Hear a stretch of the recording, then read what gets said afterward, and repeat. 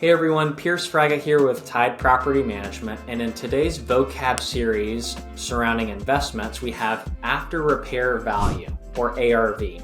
So the ARV is the value of a property after it's been improved upon, renovated, or fixed up, and this is the estimated future value of a property after repair.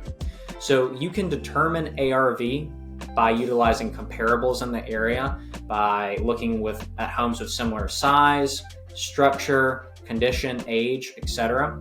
And people that utilize ARV could be someone fixing and flipping a property, or a homeowner that is looking to make improvements on their home to add value to their property to eventually sell it at a later date or get higher rent. If you have any questions about after repair value or ARV, please don't hesitate to reach out to me or my team. I'm Fryga with Tide Property Management, and we look forward to hearing from you.